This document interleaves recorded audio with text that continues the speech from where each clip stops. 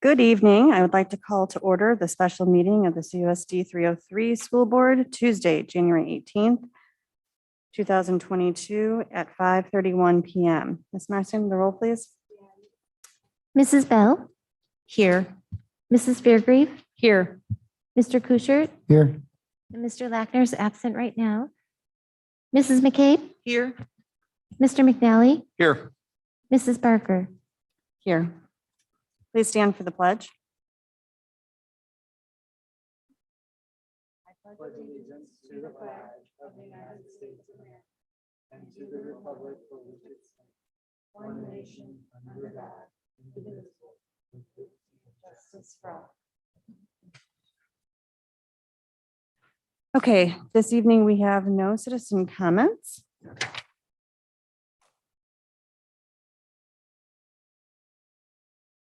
So that brings us for our first and only discussion item, superintendent search firms. And before we begin that discussion, I really would like to extend a huge thank you to Mrs. McCabe and Mrs. Fairgrave, who followed up on the superintendent search firm references and then sent information out to the board members to help us make our considerations tonight. Additionally, I was thinking instead of discussing each firm and going through each firm, I thought it would expedite and focus our discussion if we each state our two top firms we are considering. Then if there's a clear trend, then we can follow it with discussion and then action. Is everyone okay with that? Okay. Well, then I will go first. And of course, we have Mr. Moore, who is going to be marking down what we say. So in no order, School Exec Connect and HYA for me. Okay, let's go ahead. Ms. Fairgrave? School Exec Connect and HYA. Mr. Lackner? School Exec Connect and HYA. Mr. Kuchert? School Exec Connect and HYA. Mrs. McCabe? School Exec Connect and HYA. Mrs. Bell? Sure. Oddly enough, School Exec Connect and HYA. And Mr. McNally? HYA and School Exec Connect. Thanks, Mr. McNally. Okay, so clear trend. I'd like to open up discussion for anyone who would like to speak.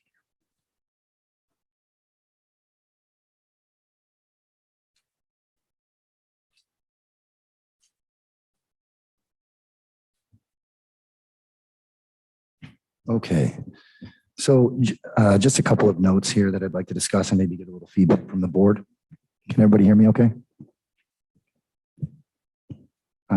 So first off, with School Exec Connect, I was wondering what the pulse of the group was with respect to Dr. Galt's affiliation with both an active role right now and then the community within St. Charles. I think it could be both perceived as an asset, a strong asset for the process, and perhaps there's something that I'm missing that it may not be quite as strong as we think. So I was interested to see the pulse of the board.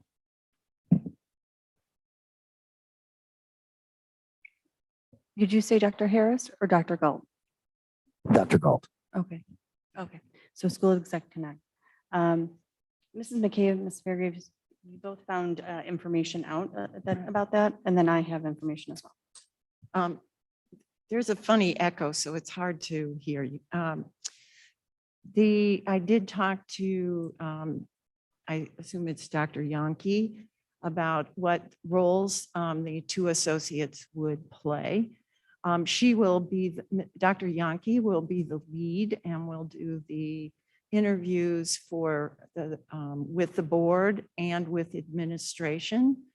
Dr. Galt's role is more in the background, could be partially selecting and interviewing candidates to participate in our to provide to the board.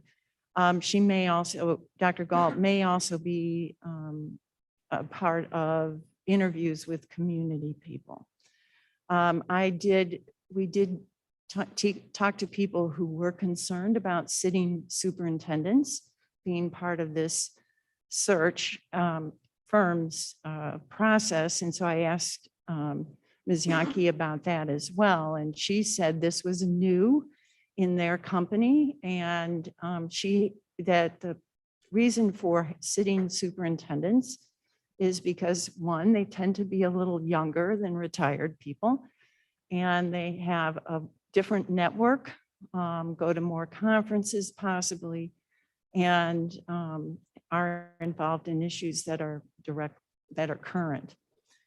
She said her work with sitting superintendents has been very positive. I do know that there's questions I have about having a sitting superintendent in this process. I can't, this has nothing to do with Dr. Galt or any other superintendent. I just don't know how they would have the time to invest in this kind of work. So Ms. Yankee also said that if we were interested in a different associate to work with her, that's possible as well. Thanks for the clarification there. And I actually think it may be an asset to us, which is one of the reasons why there was a strong consideration for me. Yeah, and I did confirm that they would, they'd do as we advised as far as that's concerned. They would do as we advised if we would like somebody who is a retired versus a sitting superintendent, they would replace the second person. Just to further expand in speaking with some of the board presidents that have experience with the firm, at least one of them was under the current model of having a sitting superintendent, and there were no issues from their standpoint, so it worked well.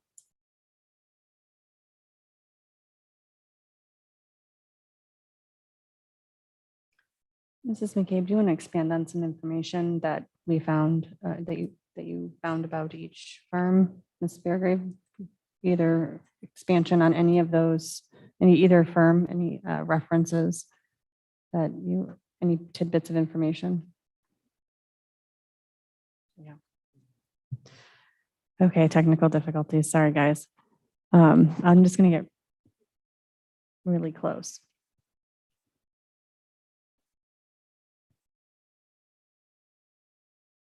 Okay. Okay, so I was saying, Mrs. McCabe, Mrs. Fairgrave, is there any other information that you would like to share that you found out or determined that helpful tidbits or helpful points kind of overall? I spoke to a number of people who were not currently involved with the firms, but had experience in the past, and they brought up some points that I think were valid, and we put that in the sheet you have in there. That in terms of the process, it might be to our advantage to be thinking about what kind of contract we want to offer, just being ready, what salary we may be thinking, and what kind of year contract we might want to consider. They also talked a lot about the board needs to be really clear on what they're looking for in a superintendent. The work the firm will do is to take each of our points of view as well as different focus groups and put together a profile, but we're the ones who do the hiring, so it's important that we really know what we're doing. It's also really important, no matter who the firm is, that the vetting is done well. And that I think it's critical for the board to say, we don't want any surprises. And that be part of what we really look for. Also, it was really interesting to me as I talked to different board presidents that it seemed to be about who the associates were rather than the firm. How the relationship with the associates was with the board and with the people in the community. Also, working with the recording secretary is critical. There's a lot of work that goes into this, trying to establish logistics and putting together documents that the board will want. If that firm doesn't work well with a board's recording secretary, that's not going to help us at all. So that's something I think we need to consider. Mrs. Fairgrieve, you heard some things that you thought were also important for the board in general to consider about forums at every school and setting dates. Yeah, do you want to talk about process at this point? Well, I think maybe just the mention of that, these are ideas, and then we can kind of move back to getting down to one Okay. firm. Yeah, absolutely. Just a few things that I would highlight. Again, this is all in your document as well. But I would echo, it was very consistent, that it really comes down to comfort level with the associates and who you're working with to do the search. I think from a process standpoint, there were best practices related to doing forums at every school for public input. I would definitely advocate for that because you get a lot of feedback from all interested individuals in the community. I think we definitely, once we identify the firm, we will want to work together, I think, to identify a timeline and what our expectations are in terms of concluding the search. I think that'll be key to being successful as well.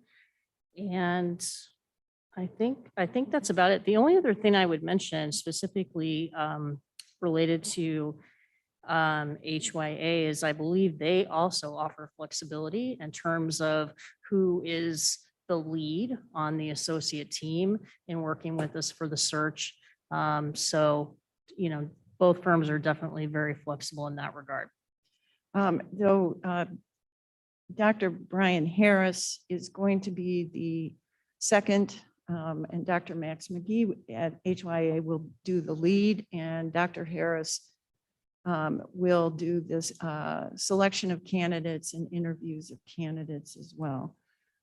So they weren't, I didn't talk to Dr. McGee, but that's how they would do that. I did ask about being in, having public forums for the finalists. I asked that to Dr. Harris, who said that is a choice the board can make and that we do not have to have the finalists have an open forum at the end.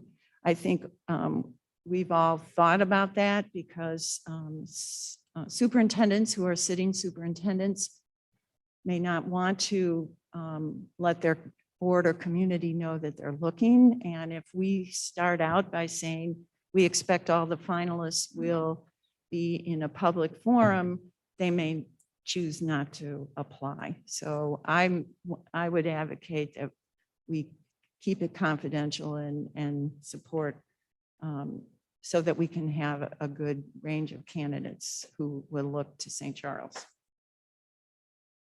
Okay, thank you. That is important information. Does anyone else have anything they'd like to share in regards to their thinking on either firm?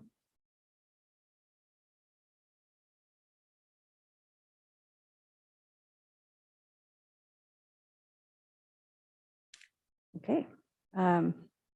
Well, it's a robust discussion. All right. At this time, are you ready to say your number one and then we go to action? Yes. I think the only comment I would make is that one of my concerns about HYA, despite really liking them as a firm to go with, would be putting a lot of apples in that basket. because we're doing other things with them. That would be my only concern. I don't know how everybody else feels about that.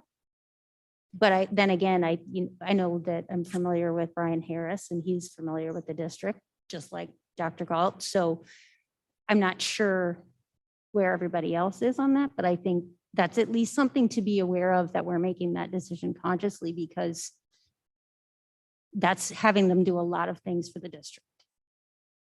That would be my only hesitation with HYA. You know, that I thought perhaps that would be a strength to have those eggs in one basket. But I can also see your point too, you know, diversifying, you know, what we're doing, who we're working with. Anything else? I'm gonna, those of you who haven't said anything, because I'm really torn, I could go with either firm very happily, but I'm curious as to what your thinking is about having the same firm doing the strategic plan, as well as having a sitting superintendent. I would really like to hear other opinions. I view the consolidation or the idea of using the same firm for both as a positive. I view the fact that they're spending time learning about what our intentions and goals will be as a good positive contribution to the search effort. So I view that as a positive. I'm less comfortable with the idea of a sitting superintendent as part of a search team. I'm nervous that that person's full-time job is to go and run a school district, not to run the search that we need run. And so I'm hesitant about that. I understand the point about the network, the positive network effect of an active player. On the other hand, time and attention is critically important here.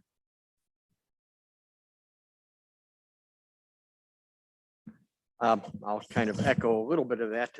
I had kind of the same thing that Mrs. Bell was saying, that, you know, having that same firm doing all this work, but I do see ultimately that can be a positive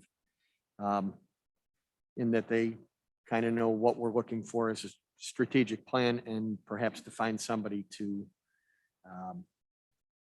be consistent with that. I do have kind of that same concern regarding a sitting superintendent, in that, you know, if something big happens in the district where there's a sitting superintendent, this is their part-time job. This is not their full-time job. But for us, this is a full-time important job. So we need to have somebody who's looking to dedicate all of their time. I have no objection to the people, the individuals involved. But that is a concern.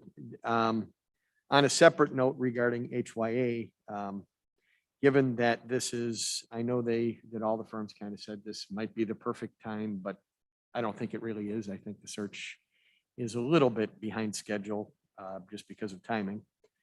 And I think HYA, given they're established and that I think they have a lot of contacts, I think they're in that regard, and that's a big advantage as well as the other advantages I see with that firm. Okay, thank you. Anyone have anything else? No? I'll just offer the following. I mean, the advertising and outreach from all the firms is roughly the same. They place ads in all the kinds of places where we would like to see this opportunity placed. I see that with our final two, the principals from each are really well qualified and well connected individuals. And so for me, it comes down to how confident I feel in the quality of their network and the firms and the associates' understanding of D303's goals and intentions, and the board's goals and intentions. So when I consider those four factors, those are things I think about as I'm considering the four factors. Do I recall correctly that if we wanted to switch out the sitting superintendent, meaning Dr. Galt, if we went with that firm, we would be able to do that at our request? Yeah. Okay.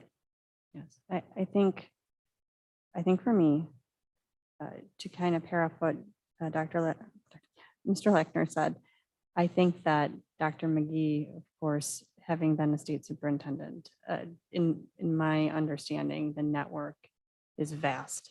And so I guess I'm struggling between the two. I like them both. But I'm thinking of network as really being the single defining factor here.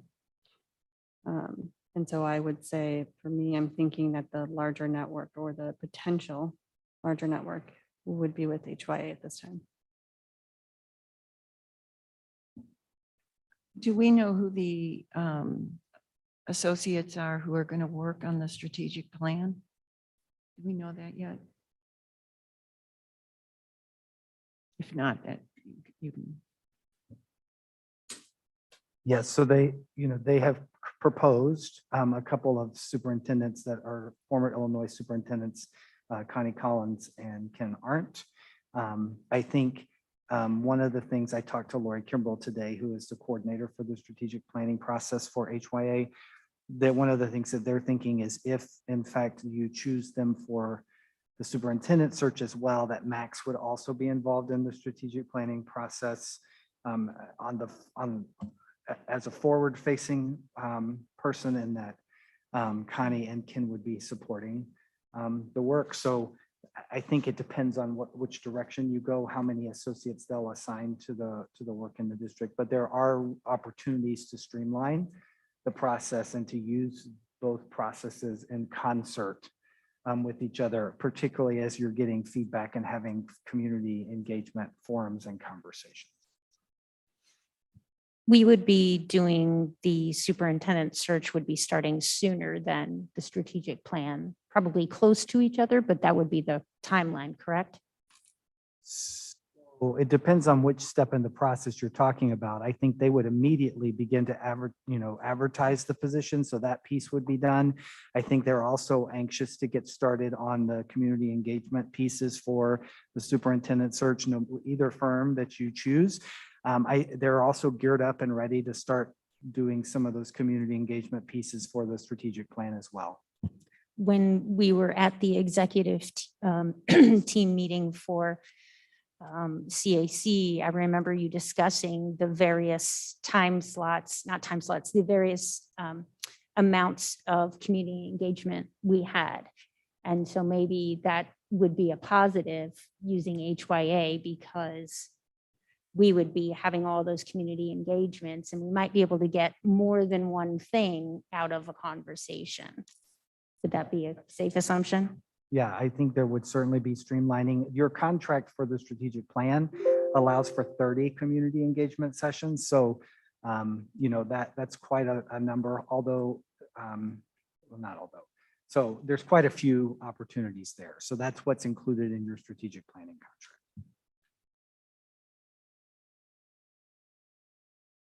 Anything else? Okay, so let's try to bring it down to one now. Let's just give our top one. I'll go first. I'm going to say HYA. Ms. Beardy, HYA. HYA. Mr. Kuschert, School Exec Connect. HYA. Ms. Bell, HYA. Mr. McNally. HYA. Okay. I think we have our trend here. I'm sorry. Mr. Kushner, we haven't voted, so is there anything you want to say in your choice? As I alluded to earlier, I think it could potentially be an asset for us to have someone like Dr. Galt sitting and working in kind of the background of the process. I know that it's kind of a new thing for some of these firms, and I don't know that we'd be taking a tremendous risk given that Dr. Yankee would be spearheading the process. Furthermore, and I probably should have mentioned this, when I look at the comparables of the districts that they've most recently worked with, even checking into kind of some of the census data and trying to figure out comparable districts, School Exec Connect has a pretty impressive resume there with some comparable districts that look a little bit like us. Certainly not that HYIA does not. In fact, they also have a nice slew of school districts that they worked with. So it's like a razor's edge decision for me.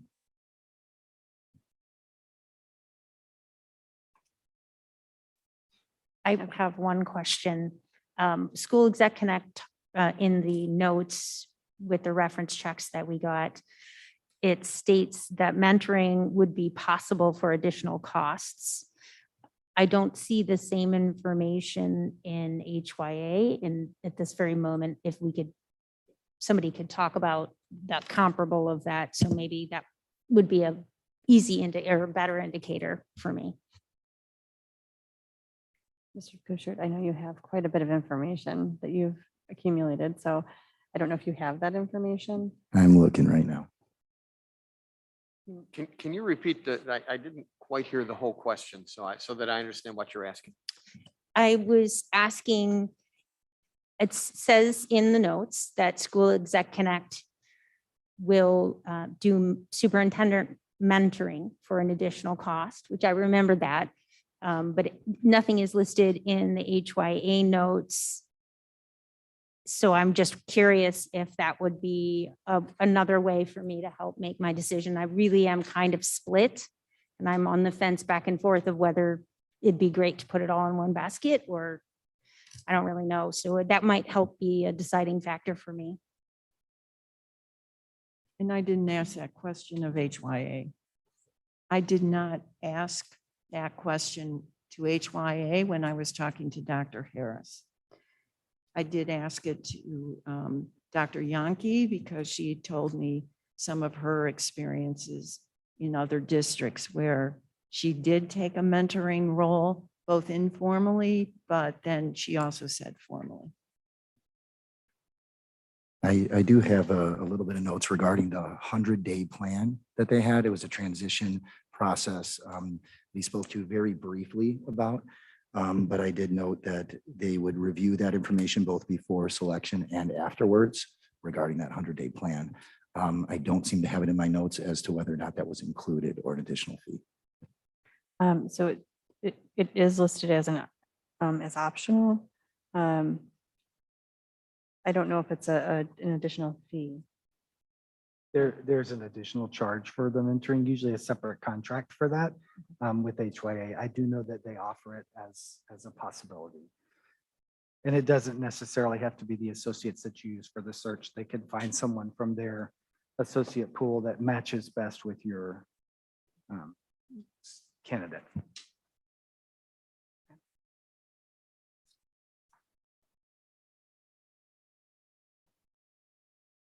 Do you think we're ready to move to action at this time? Is everyone comfortable moving to action on HYA at this time? Yes, I'm just getting head nods. All right. Then on we go. Okay, so can I have a motion to approve using HYA as the firm selected to help facilitate the search for the district's new superintendent? So moved. Second. Okay. Any final discussion? No? Okay. Ms. Marcy, the roll, please. Mrs. Fairgrave, Yes. Mr. Kuchert, Yes. Mr. Lackner, Yes. Mrs. McCabe, Yes. Mr. McNally, Yes. Mrs. Bell, Yes. Mrs. Barker. Yes. Motion passes. And that brings us to our second action item. Do I have a motion to approve the SCEA contract extension for the 2022-23 school year? So moved. Second. Any discussion? Okay, Ms. Marson, the roll, please. Mr. Kuchert, Yes. Mr. Lackner, Yes. Mrs. McCabe, Yes. Mr. McNally, Abstain.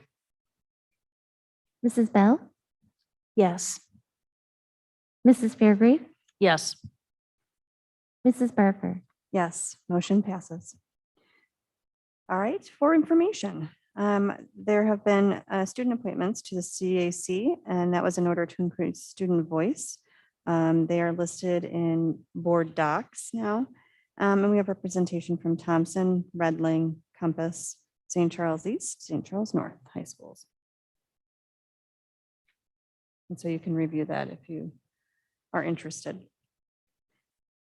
Okay, do we have a motion to adjourn the special board meeting on January 18th, 2022? So moved. Second. Thank you. Ms. Marcy on the roll? Mr. Lackner, Yes. Mrs. McCabe, Yes. Mr. McNally, Yes. Mrs. Bell, Yes. Mrs. Fairgrave, Yes. Mr. Kuschert, Yes. Mrs. Berger. Yes. Meeting adjourned at 6:02.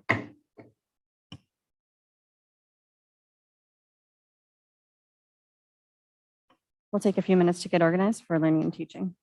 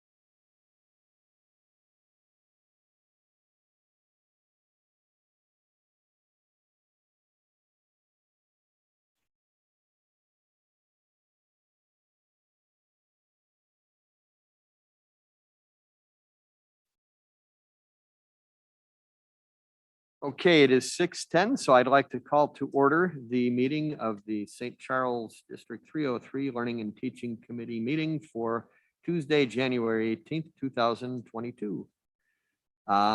First order would be citizens' comments, and there are none. So moving to the next item, it is the superintendent's report, and I'll turn that over to Dr. Pearson. Thank you, Mr. McNally. I appreciate it. Tonight, I would like to just take a quick moment to introduce to you our new math coordinator person, or new math coordinator, Gary Hansen. As you remember, back in the spring, you approved this position and we were able to make a mid-year hire. He started with us in January, and so I wanted to give him an opportunity. He's just going to come to the microphone and just say a couple of words. We're thrilled to have him joining our team. Hi, everyone. It's a pleasure to be here. I'm super honored and excited to kind of be part of this district. I've been here, like Dr. Pearson said, since the 3rd. We've moved out here from Colorado on the 30th and just kind of got right started into the work. It's been a great thrill so far, and there's a lot of amazing things happening, a lot of things that we can do better as a district. But from what I've kind of understood and learned over the last 3 weeks, I know there's a lot of areas where we really excel, and I'm just really, really, really happy to be here. So thank you for having me. Thank you. Thank you, Gary. And that completes the superintendent's report. Thank you. Thank you. Okay, the first item up for discussion is ESSER funds. So I will turn that over to Dr. Igo.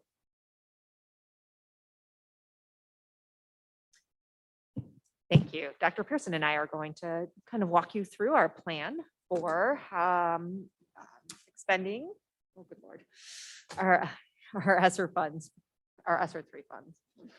Great. Well, thank you. I'm going to actually get us started tonight, just kind of covering the context. As you all remember, we have received now a 3rd influx of money from the federal government related to COVID relief. This is also known as ESSER 3, which, as you remember, is about a $4 million allocation for our district that has to be spent over the next couple of years. As you think about it, we had 3 outcomes related to spending these funds. And tonight, we're going to talk about the purpose of the funds, how the plan was developed as we developed the plan together to think about how to spend the money, and then to summarize how the funds are going to be utilized. This aligns with our policy for operations 410, 4150, and for instruction 615 and 6185. So as you think about our purpose, there really were kind of 3 pieces that were a part of the purpose of how we spent these funds. Clearly, the first one was safety, and to safely reopen our schools. We wanted to make sure that we had systems in place and procedures that responded to the context of the COVID-19 pandemic. We also wanted to make sure that we had appropriate training with health and safety guidelines. We also prioritized a continuity of instruction, which included the purchase of educational technology that was needed, planning for and coordinating services that were necessary to ensure student learning during long-term closures, addressing any of the staffing needs that we had for in-person instruction, and then, of course, making sure that we're meeting the needs of all students through that process. As we think about some of the impacts of the pandemic on social and emotional, academic and social and emotional needs, we would want to make sure that we had evidence-based SEL supports that were in place. We wanted to make sure that we were implementing evidence-based activities for supplemental and enrichment programs. And then we also wanted to ensure that we were addressing the unique needs of any underserved populations, including outreach and service delivery. So if you think about the requirements for ESSER 3, there actually were a couple of pieces that were required as we thought about our plan. The first one is that 20% of the funds must go to supporting the academic and SEL needs of students, that we should focus the allocation of these funds to meet the needs of students who were most impacted by the pandemic. So if you think about that for us, it could include our EL students, our IEP students, and our free and reduced lunch students. And as I mentioned previously, the dollars for this particular component of the federal funding was available for this school year as well as for next school year. Dr. Igo is going to talk a little bit more now about how we went about developing our plan. Before we jump into that, are there any questions in regards to the purpose of the plan or some of our requirements and how we use those funds?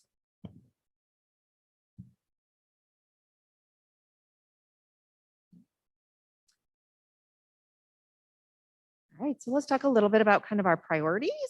When we set out to establish our plan, we really were focusing in on the priorities that we identified here on our slide.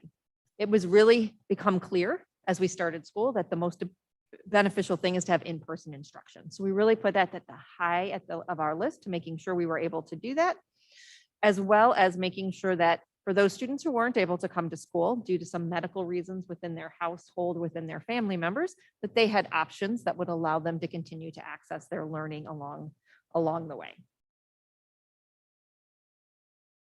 As we built the plan, we really did work in collaboration.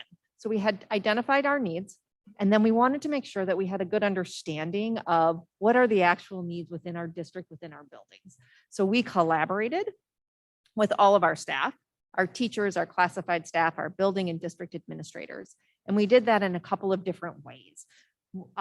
We allowed every teacher and every classified staff member to the opportunity to let their thoughts and voices be heard through our coffee with the superintendent. We also did some one-on-one consultations with building principals as well as their specialists. We worked ongoing with our with the joint leadership committee with the CEA, as well as having some one-on-one meetings with the president of the union to make sure that we had clearly heard and kind of aligned those priorities kind of along the way. When we were looking at the impact of the pandemic on students, their academic and social emotional needs, we really wanted to make sure that we grounded our plan with kind of a focus within our overall plan and the idea of acceleration versus remediation, and the knowledge that the greatest controllable influence we have on student achievement is the expertise and the skill of the teachers that we have in our classrooms. By doing that, by focusing on acceleration, we're really talking about giving students the continued opportunity to engage in grade level standards, and then providing support and intervention when students had not yet maintained or showed mastery of prerequisite skills along the way to engage in that grade level standard, as opposed to remediation, where we would go back and say they've missed all these skills in second grade and we're going to teach all those skills before we implement the next set of grade level skills. In order to do that work, the teachers really do need to have a deep understanding of the standards and a deep understanding of where students are in their learning to be able to adjust. And that's the deep work that our PLCs do.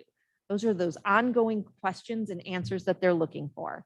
And they're really focusing in when we talk about this idea of acceleration and impact of the pandemic around the two questions I've highlighted.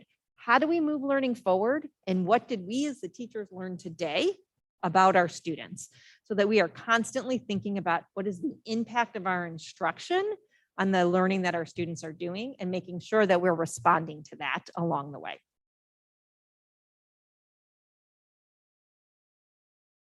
So as we thought about how exactly to move forward with the plan, we kind of focused in on those ideas of in-person learning, learning for all, and then the impact of the pandemic.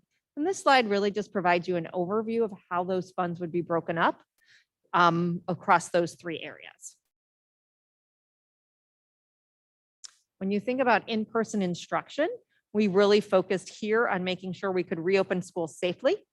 And we did that by making sure that we were able to implement all of the mitigation strategies, in particular, the social distancing that's required. So at the high school, we replaced a lot of tables with desks to ensure that students could maintain their distance.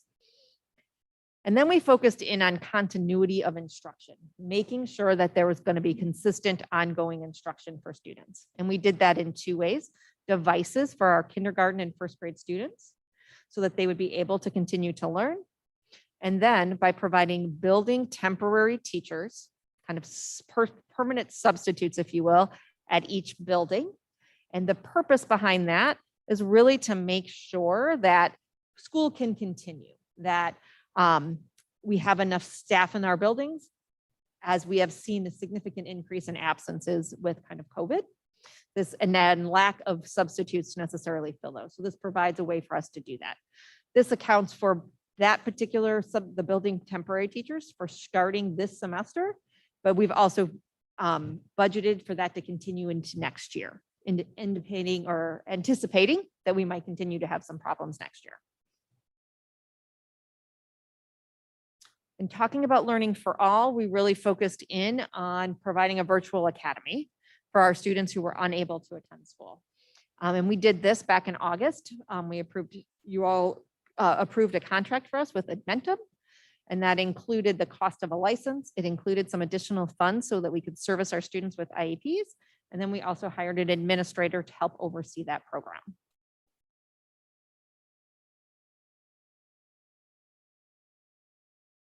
And then as we thought about the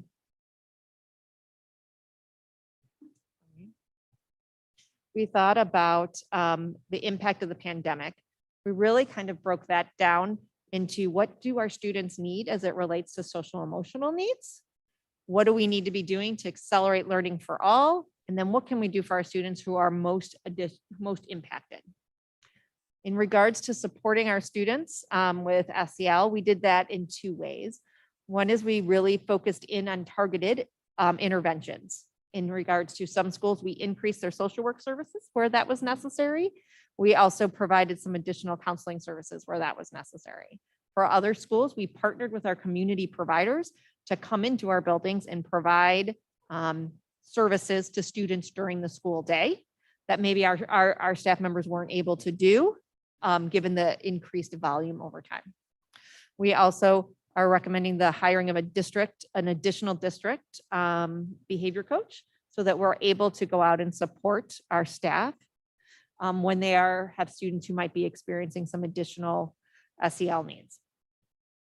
In regards to providing acceleration for all, we really focused in on the idea of math specialists. As you know, the math is really the area that we're most concerned about, not only in our own data, but in the research that shows us that students really, that's where we saw a significant concern as in regards to those skills need to build over time. And so in order for us to be able to accelerate that, we really do need to provide our teachers with the opportunity to really dive in deep to those standards and understand how to use their data. And by increasing our math specialists by 0.5 at our elementary schools, that will bring us to 1.0 within that building. And our math specialists really do three things. They do some coaching. A third of their job is to coach. A third of their job is to help teachers know and understand their data and respond to that data. And then a third is to see students who might need some additional help and support. So by providing more, we're able to do that. We're also recommending that we have a full-time math specialist at each of our middle schools. Again, if you remember from our student achievement report, we really focused in on our concern being at the middle school level. But those are the students that were the most impacted in terms of the data that came back to us in terms of IAR. And then to address those students that were most impacted, and for us, that really was our students who are learning English as a second language, as well as our IEP students, really kind of focusing in on how can we provide some of those coaching supports, again, in that idea around acceleration. How can we make sure that we're providing those? So we're looking to provide some coaching services through particularly a focus on our bilingual classrooms. Those are students that were particularly impacted and need some additional help and support. And then as well as looking at some IEP or special education and coaching and being able to spread that across 2 or 3 people to be able to provide those services and supports. Again, knowing that the most important thing we can do is have our very most educated person or most expertise in front of our students. This allows our staff members to continue to build that expertise, knowing that this is staffing is limited in time, that our best approach was to really, how can we use this staffing to continue to build the expertise of our staff so that they're then able to turn around and continue to provide those services moving forward. another area of focus on our math specialists will also be to look at our acceleration program across the board and making sure that we have provided those services kind of to all students, and so that all students will have that opportunity. Kind of our next steps with this plan is once we will post this to our website so that other people may so the public has the opportunity. We need to hold a public hearing, which we hope to do at our February 14th regular board meeting, to seek public comment and input into the plan. And then we need to finish submitting the plan to the Illinois State Board of Education for final approval for us to move forward. Can I answer any questions you may have in regards to the ESSER funds?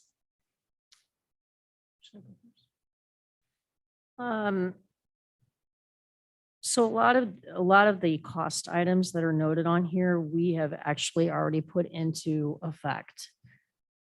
So I'm trying to understand, are we intending to seek reimbursement? Correct. So we are able to go actually back all the way to, I believe it's March of 2020 in utilizing these funds. So we really did look to see where is the best way for us to do that. Okay, so then in looking at the plan, which are the items that are new that we are intending to implement? So beginning this semester, the things that we implemented were the temporary, the building temporary teachers. So that's new this semester. We did hire a district behavior coach to provide those supports. We increased some SEL supports at targeted schools. We also provided some targeted support for our students with IEPs at specific schools that started this year. And then those things will then continue into the fall of next year. Okay. And then as far as the, building the temporary teachers, did we provide that at the high school level as well? Or where is this targeted? Yes, it's every school that wanted one has already gone out and hired the person and Okay. has them, and most of them have started. Is that correct, Mr. Moore? Last one started today. So that Okay. is up and running. And as you know, that was a very big area of concern for us for semester. Okay. My next question on the impact of the pandemic section. So related to the SEL resources, where did those go? We increased a social worker from 0.6 to 1.0 at Lincoln. We provided community provider support at both middle schools and both high schools. And we hired the district-wide SEL coach, or behavior coach, I should say, and that's available to anybody across the district-wide. Okay. Okay, thank you. Certainly. Can I just jump in real quickly? Yeah. Just kind of to tag along with one of the questions, it was the full-time math specialists at the middle schools. That I'm assuming is one of the new. Correct. Something in additional. We budgeted for that to start this semester. We did not, we also staffing and challenges and hiring them in the middle of the year.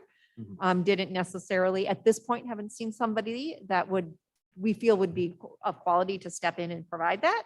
But our plan is to definitely provide that in the fall, starting with next school year. If we Okay. don't find somebody this I just semester. wanted to clarify that was one of the new items Yes, that was absolutely. not mentioned, but I think is an important. Oh, one. I'm sorry. Did I skip that? I apologize. Yeah, no, that's fine. That's just, I want to kind of highlight that I think that's an important one. So I think, Ms. Barker, you had some questions? You're good? My question was answered. Thank All you. right. Anyone else over here? I have another one. Absolutely. I guess my question specifically related to the impact of the pandemic section again and around the SEL needs. Do you feel that we have the right level of resources in place, particularly at the middle school and the high school, to Certainly. address behavioral concerns, social, emotion, all of it. spectrum. all of it. So those were put in place based upon feedback that we received from teachers as well as from building principals. And I believe actually that probably started like in December.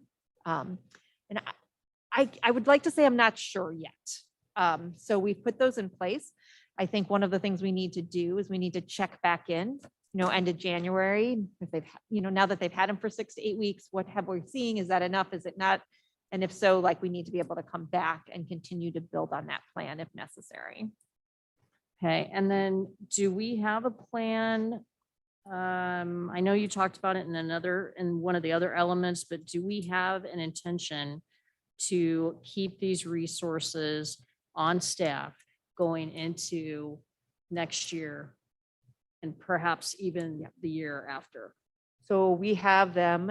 So our funds need to be spent by the end of next school year. I think it's by September of 2024. Is that correct? Okay. So we have budgeted for the math specialists, the additional staff for like IEP students and EL students, and building temporary teachers for next school year, but only for one additional school year. If I can tag on to that, that was actually the question that I had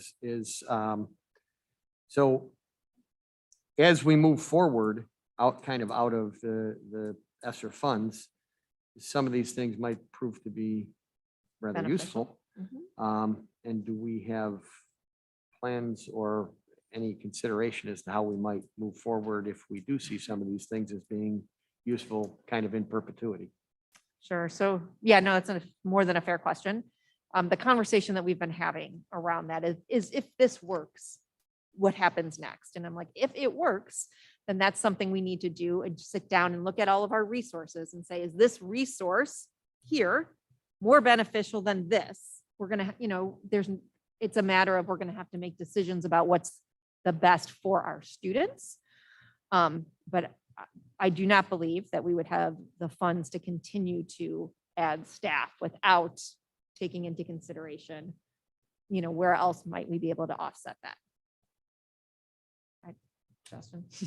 Yeah, Just to follow up on that, is there an approach that you're considering as to, with this additional staff, how can we also train, quote, quote, quote, other folks who would be working with kids directly, classroom teachers or social workers, or how, while we have the opportunity, is there some things that we can also have our adults learning?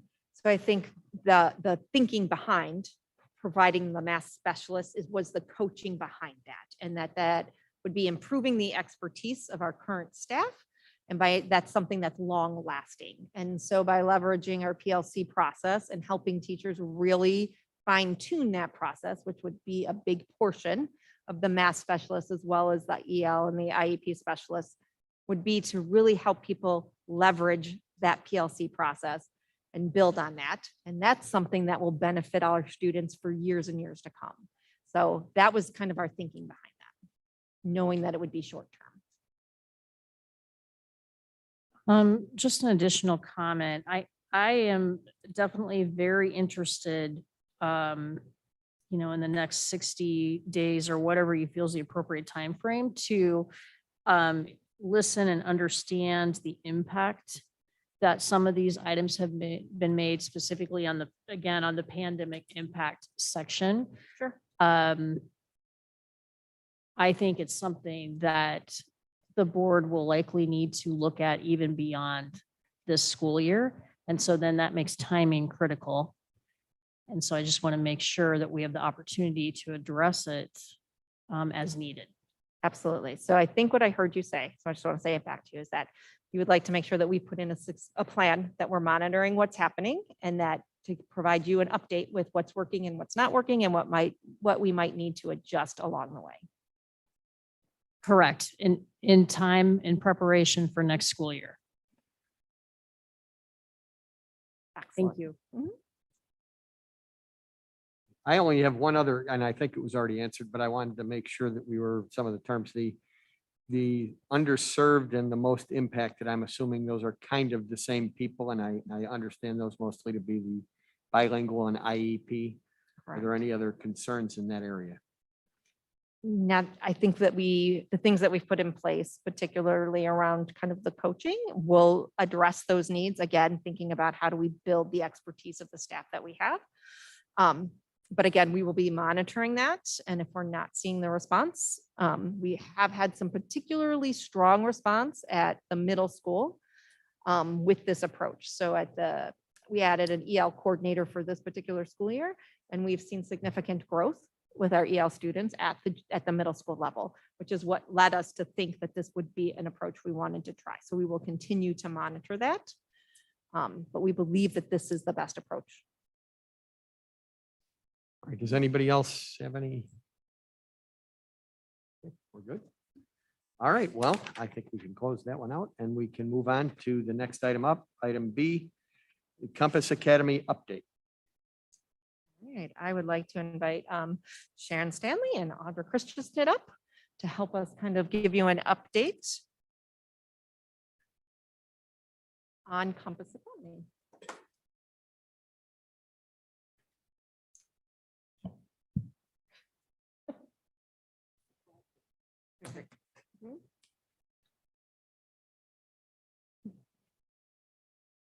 You ready already?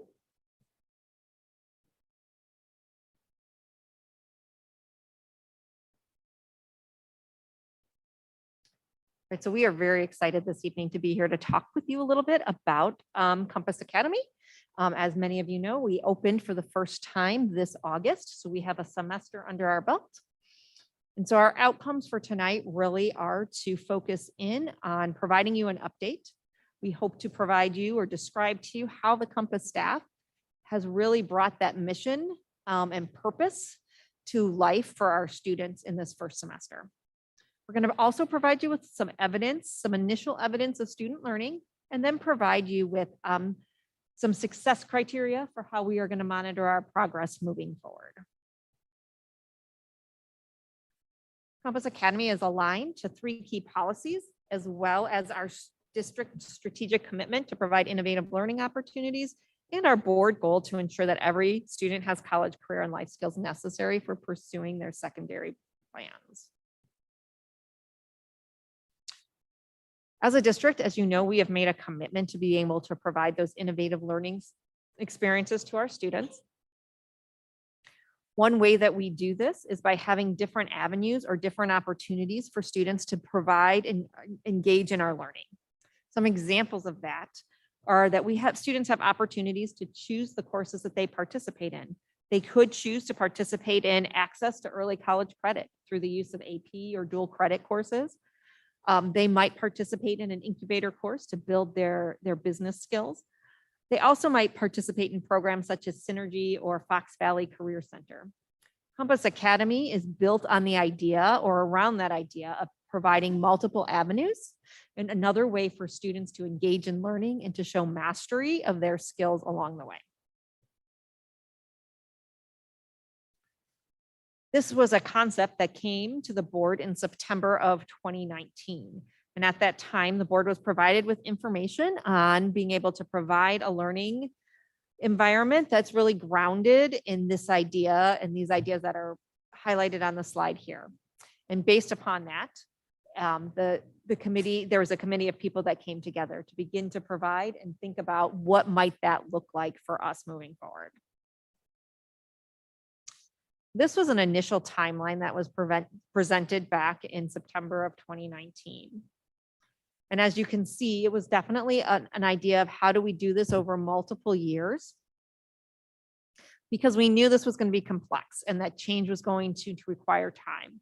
And so we built this with the intention of starting with a smaller number of students, with 75 to 100 students, with most or some core classes and some opportunities for career kind of pathways. And that over time, we would slowly build until we had a capacity of 200 students that we were able to offer almost all of our core courses within Compass Academy, as well as be able to provide opportunities and more advanced opportunities around career exploration or career and industry certifications. As we grow the program, we'll need additional space to support not only the fact that we have more students, but also those additional core courses, as well as the fact that we would have large equipment needed to provide those more advanced pathways that we are hoping to put in place. Following that meeting, a Compass design committee was put together, and that consisted of students and parents and staff from North and East High School. And their first mission or their first goal was to develop a mission. The mission is at the heart of the school and drives all the decisions and recommendations that you have seen moving forward. This evening, we are very excited to share with you some of the things and the ways that our students and staff are living this mission each and every day. Before we move into kind of talking more specifically about Compass Academy, are there any questions about where we've been and how we got here? Just looking at the timeline, the student to faculty ratios that you have targeted look like they range from about 14-1 up to 18-1 over the timeline that you've presented. What's the student to faculty ratio in North and East, and are they comparable to what we have here at Compass? That's a really great question. I don't necessarily have the answer to what's the ratio. Oh, do you? Sharon does though. We are intentionally trying to create smaller classes for our students. And right now the ratio at North and East is 21 students. So even going to 18 is smaller.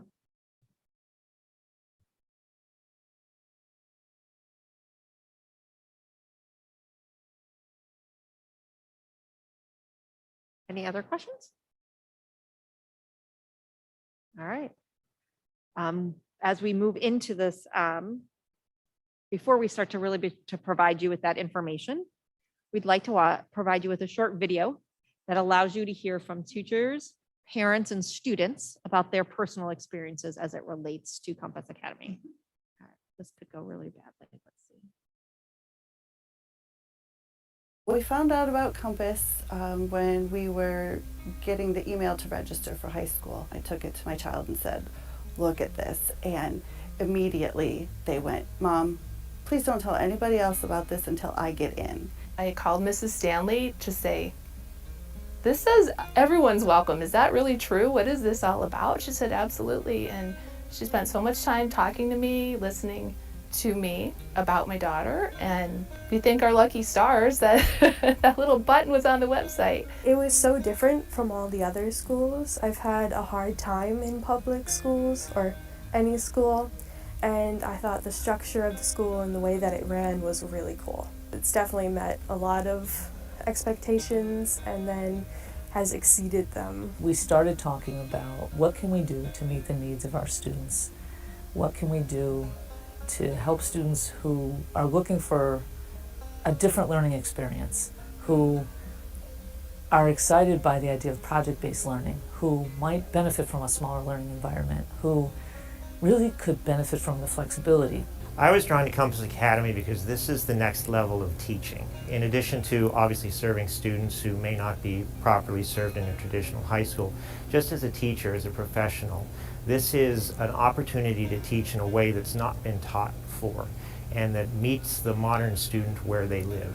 I really like the flexibility that they allow us here. My day is fairly long. It's 8.5 hours of school time, but I have a decent amount of breaks in between to accommodate that. Choir is very important to us, so we decided that I would be taking my choir class at the North Building in addition to my Compass classes, and I take Spanish in the mornings there. It comes back to the district's commitment to innovative learning and that focus on students, puts them at the center, which is really what Compass is all about. As our students are spending more time in our classrooms, they are starting to understand what competency-based education is and what it means to show competency in a skill.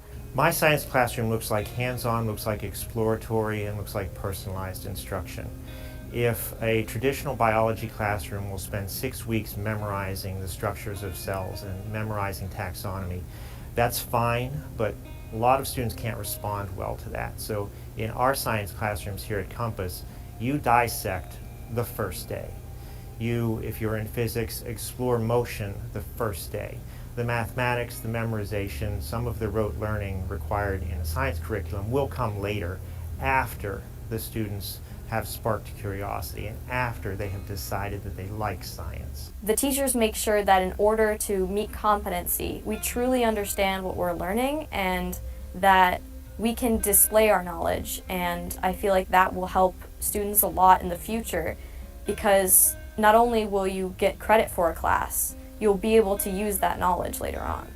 Alex wants to be a marine biologist, and she's wanted to do that since she was very little, and to her it's really important. So the fact that science is being encouraged and that it's being nurtured in her at the school is really important to us. Miss Stanley right now is setting up an internship for me at the Shed Aquarium, so that's really exciting and something I definitely wouldn't be able to do if I wasn't here. Last quarter, we had a speech and debate class.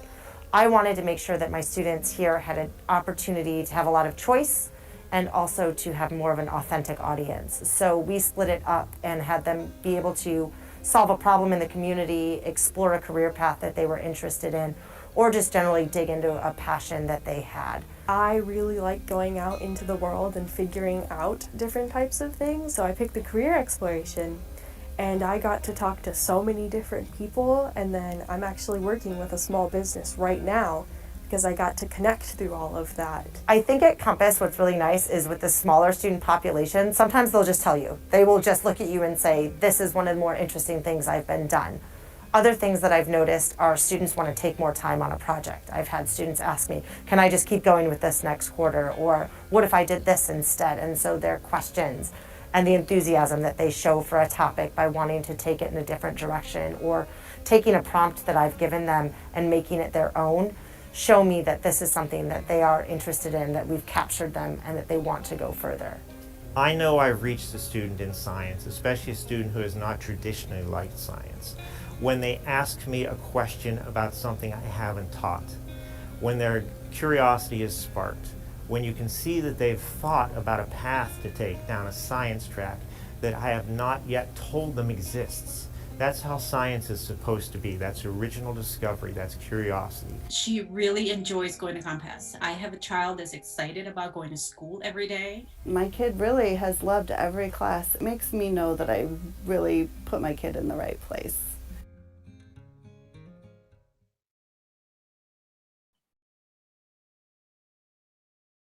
So I'd like to invite Sharon Stanley, who's the director of Compass Academy, to provide you some just additional information about the learning environment and how the instruction is designed to ensure that there's a strong student voice and choice in all throughout the program.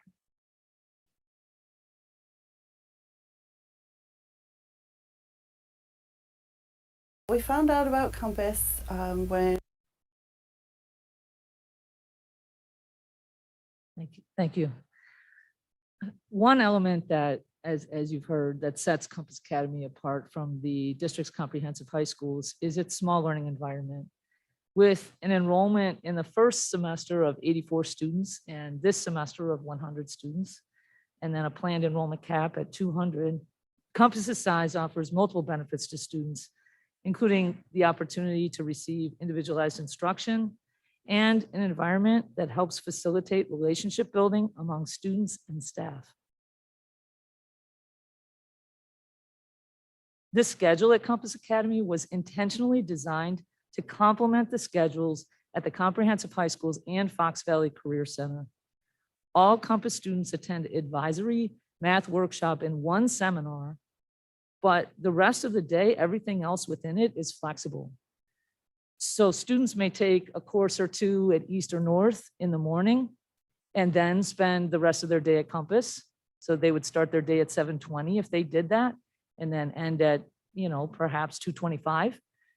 Or other students may start their day at Fox Valley Career Center, do the first session at 7:45, and then come over and finish their day at Compass. But then we have students who start their day at 9:30. They want that later start, and they start at 9:30, and then their day goes till 3:45. And we also have an evening block that meets twice a week. So we're really trying to give students opportunities to access learning at times that work for them, and to have other opportunities that they might not have within the typical schedule.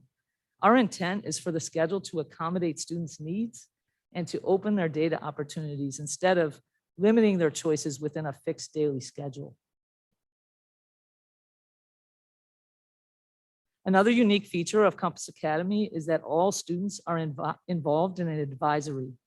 Advisory is a daily meeting between an advisor and a small group of students where students engage in activities that strengthen their personal success skills, such as self-management and social awareness, while also developing both a personal learning plan and a focused post-secondary plan based on students' individual strengths and interests. Students at Compass Academy have the same advisor for the duration of their high school career, allowing them the chance to develop meaningful connections with a staff member and a group of students within the school.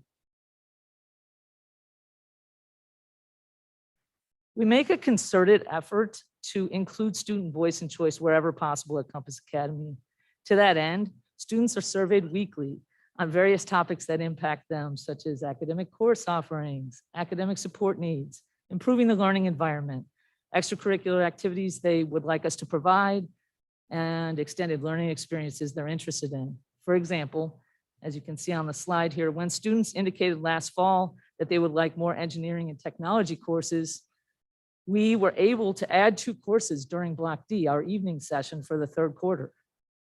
When we learned we had extra grant funds available to purchase flexible seating, students were able to vote on what was ordered. So we try to incorporate student voice and choice in everything that we do as much as possible.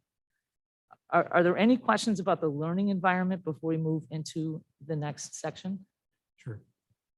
Back on the page around flexible schedule, you referenced Block D as an evening program with an asterisk. You mentioned it again in your comments. What percentage of the students participate in Block D? Well, right now we have about 10% that participate in that. We also at the same time have night school in the building. So that's in a different room, but it's in the Compass wing. So we've actually had students who've been in night school who have said they like the environment and have decided to come here during the day as well. But right now it's about 10%. We have a little, if you want the exact number, 12% because it's 12 students. We have 100 students, so I can do that. Thank now. you.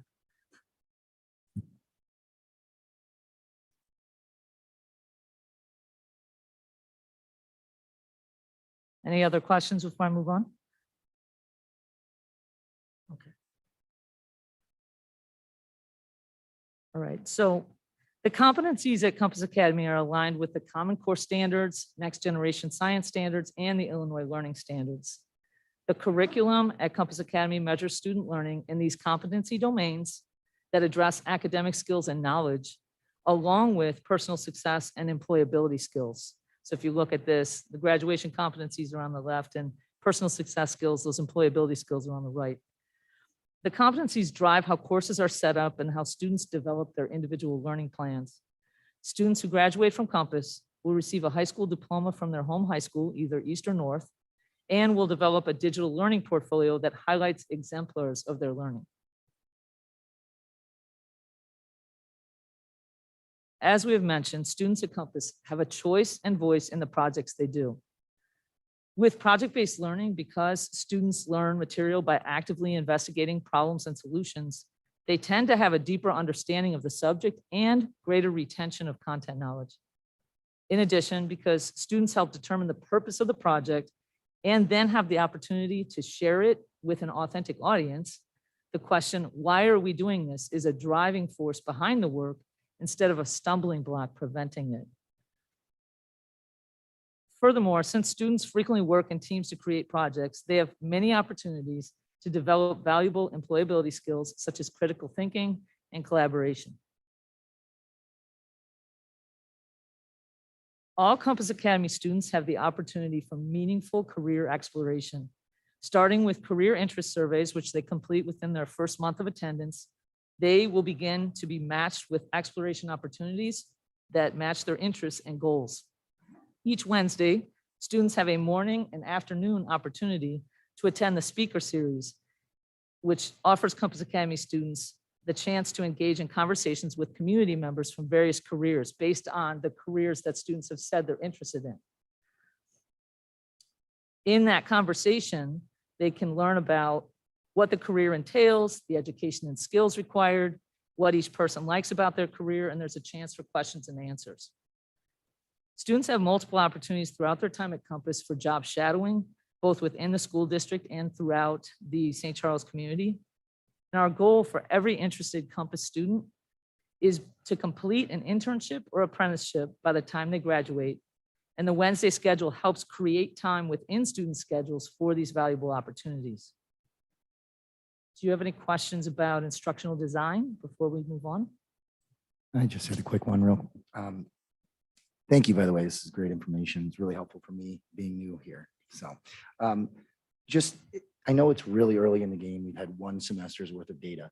Have we done any preliminary analysis of those graduation competencies for a freshman student for a semester at the various high school or the 2 high schools and Compass? Are we exploring where those graduation competencies may differ or be excelled or accelerated rather? That's a great question. You're anticipating where we're going next. So we will actually answer that soon if you can wait for the next couple of slides. But yes, it's a good question. I'm just curious if there's anything, as you've done the instructional design, that has prevented a student from being able to attend. I'm thinking students who are bilingual, who are maybe newcomers or EL, or a student whose IEP is maybe has more significant needs. Is there anything that you've seen that has been a challenge or a block for some students?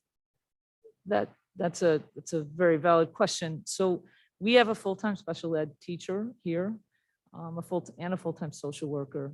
So when students have a need for additional support, accommodations, not only do, of course, the core teachers do that, but then the special ed teacher pushes in for support. We have some targeted interventions throughout the day as well. During the schedule, you may have noticed that there was lunch flex on there. During that flex time, it's a flexible opportunity for academic support for students or for other choice activities that they might want to engage in. And we have reading and math intervention times during that period. So we have students with IEPs who are having great success who may not have had success in the traditional setting. I could just add on to that. I think what's really important is it's important to us that Compass is open to all students and that and so if we have a student that is interested in coming, we will find a way to find the services and supports that they need for them to be successful. That's an important piece to us. I realized I didn't address your EL question. It's the same thing is true with that. We have the EL coordinator works with our teachers to make sure that, and we do have a few EL students. So the EL coordinator actually is meeting with my staff tomorrow again to talk through strategies and just assess where there might be additional need for support. Thank you. Go ahead. So the digital learning profile, what is that? And is that something that is happening at North and East?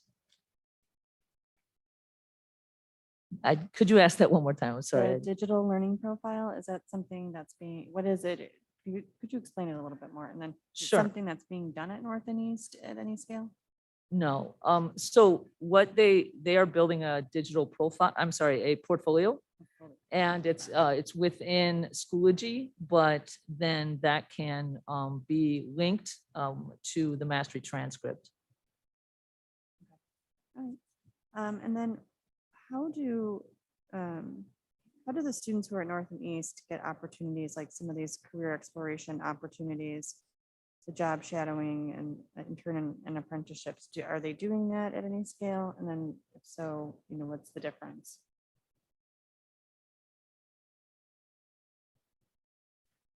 both of the high schools, offer those same opportunities through the College of Career Readiness or College and Career Readiness Center.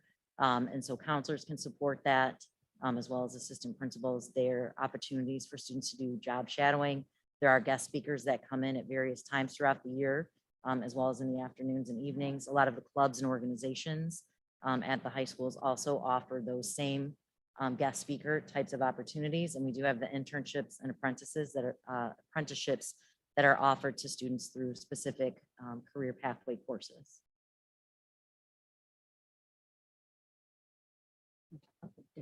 How it's different at Compass. Sure. Yeah, one way that it's different at Compass is that it's built in for every student as opposed to them choosing specific courses where that is, you know, the pathway that they've chosen. So at Compass, every student has that opportunity.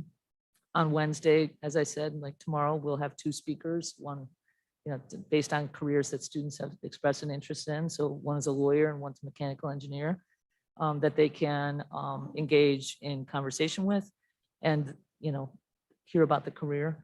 But then shadowing experiences and internships and apprenticeships are coordinated by our counselor who is working with students to do that on those, particularly on those Wednesdays. So they have a lot of flexibility in their schedule that isn't the case at North or East, where they have the regular daily schedule. Does that answer? Yes, thank you. I think the questions she asked were pretty much the same ones that I had. I was checking them off kind of as we went. The kind of little more clarification, the speaker series, how often do we bring in speakers or do we anticipate bringing in speakers? For Compass? Yeah. At Compass, these are on Zoom. So because of, you know, our current situation, right. But the students have the opportunity to do that twice a day, every Wednesday. So throughout the whole year, every Wednesday, they have at least 2 speakers that they can interact with. Right. I think you had answered that, but I just didn't quite hear it. Well, that's okay. And the internships and apprenticeships, job shadowing, we have local partners in the community for that kind of already. Am I correct? And Yes, yeah, the district, as Audra mentioned, has many partners, but when we were planning for this, we attended Chamber of Commerce meetings, Rotary meetings, trying to build up our partnerships for Compass specifically. And Brenna Olson, who's our counselor, has a whole list of people she's been working with, along with people from the city of St. Charles, who has a job shadowing program that a lot of our kids have already participated in. that's just because it sounds like this is something where that would be kind of need to be beefed up because sounds like there's going to be a lot more of it going on here. So I just want to make sure we have adequate resources for that. Okay, thank you.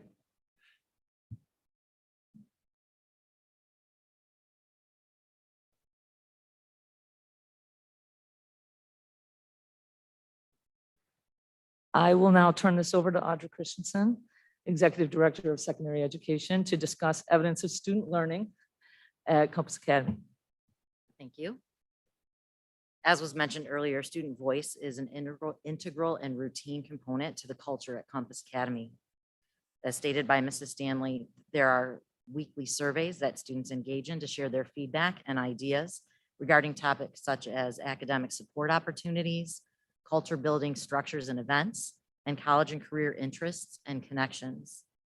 Throughout each day, students exercise independence as they access teacher support, additional lab time, and opportunities to extend their understanding of concepts and application of skills.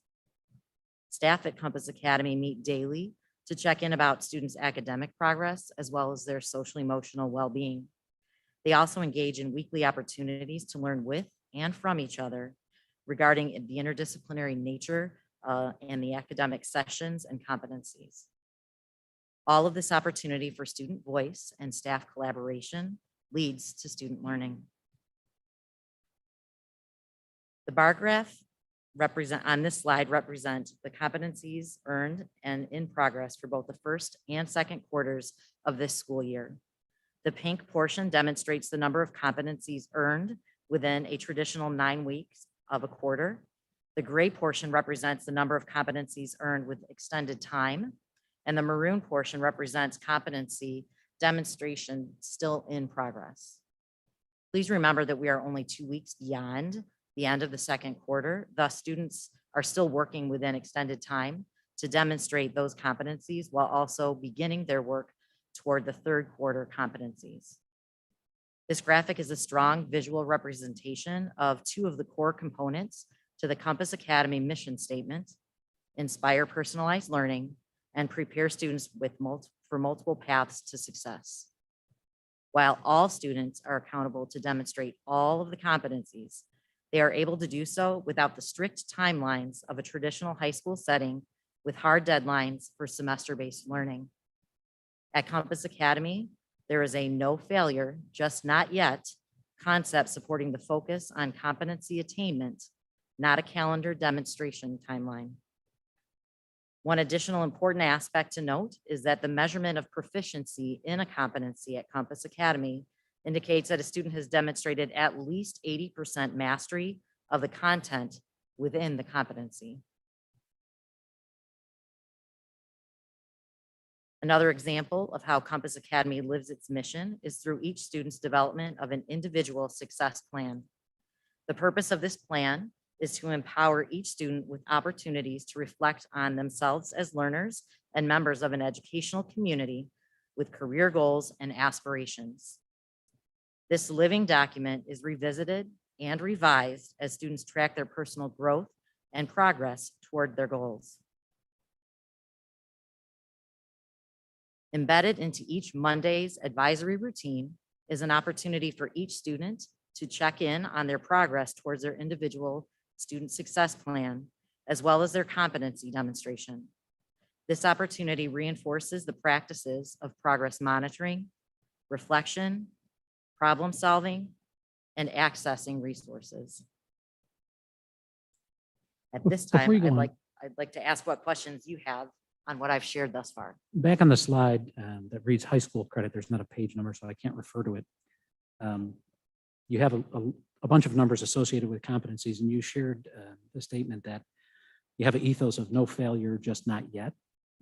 What's the implication for that in terms of graduation duration? Do we expect students will take greater than 4 years? Because that would suggest the not yet extends beyond the typical 4 year, maybe beyond semesters. But what are your thoughts there? The anticipation is not that it would take students greater time at Compass than it would at a traditional high school at North or at East.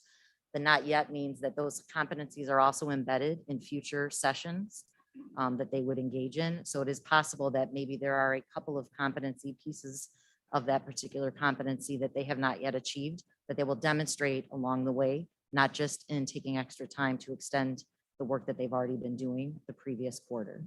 So how do we look at a chart like this and see 153 competencies still in progress and recognize, is that good, bad, indifferent? Are there with 12.5% of the duration of time consumed, is 153 still in progress a good number? That's a valid question. So what I will say is we were at a similar point in the first quarter. And you can see by the graph for the first quarter that most of those you can see 72 more were completed.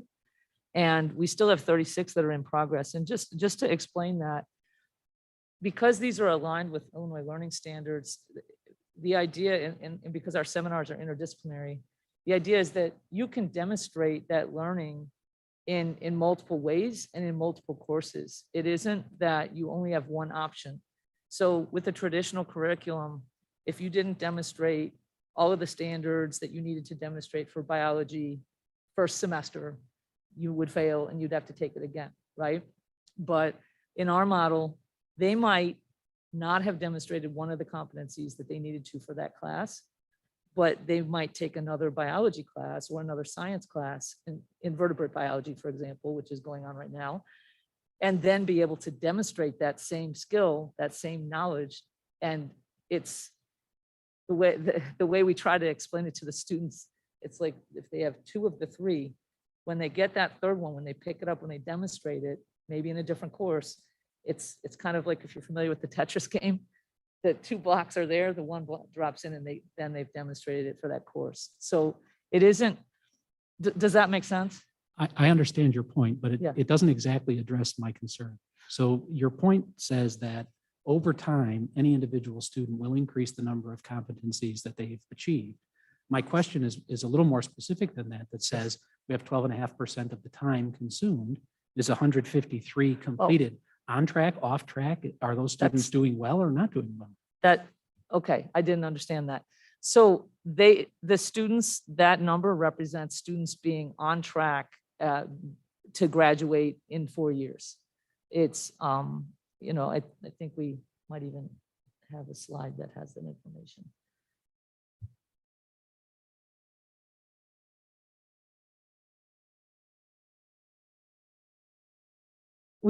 It does represent them being on track to graduate.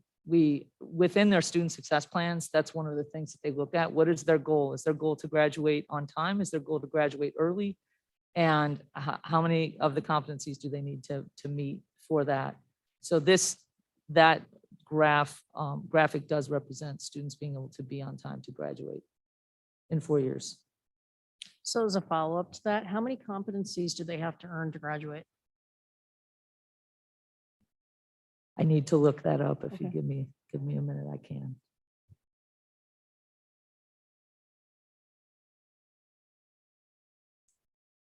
With the flexible scheduling, during the flex time is an opportunity for students who have not yet demonstrated that competency to work with the teachers, perhaps that were instructing that seminar, to provide that support and that feedback. In addition, if a student is on a traditional schedule where they start at 7:20, they take a couple of classes at North or East, and then finish their day at Compass, they have the opportunity to stay for Block C, which is beyond their traditional school day, where they can continue to work on those competencies with those teachers and again, receiving feedback. And beyond that also is that opportunity to come in for Block D, so that students can come in during night school and continue to work on those competencies, so that it's not at the same time and in the same moment that they're working on their next quarter's seminar competencies. So to that point, what does their transcript look like? I mean, if they're taking some things at North where they would have a grade and a GPA, and then others they don't. They'll be using the same transcript. And in just a few slides, I'll talk a little bit about how the communication of the student achievement or accomplishment of the competencies, attainment of the competencies is demonstrated on the same transcript that a student at North and East for the entire day might have a letter grade. There are some different indicators for that that are still associated with credit bearing towards graduation requirements for credits. And then there is also the portfolio, as Mrs. Stanley was talking about, for students to be able to accumulate some samples of their work and to be able to have that accompany their transcript to demonstrate to an employer or to a university for acceptance or for scholarship additional evidence of their competencies. Okay, and do we have a breakdown of freshmen, sophomores, juniors, seniors at the school? Yes, I can look that up. For the question about how many competencies to graduate, I will have to find that number and share it with you. So I can do that later. What I can tell you, to build on what Audra just said, is that a student who attends the day full-time at Compass has the ability to earn 4 credits within 1 semester, which is more than they would typically earn at East or North unless they attended 1st through 8th period, all classes, no lunch. So that's if a student attends full-time, they have that opportunity, if that helps you to have some clarification on that. But regardless, going back to your question about, what was the other question? I'm sorry. Well, but to follow, how do they do that? How? Because, so we have a quarter, our courses are set up as quarters. So in first quarter, they can do Block A, Block B, Block C.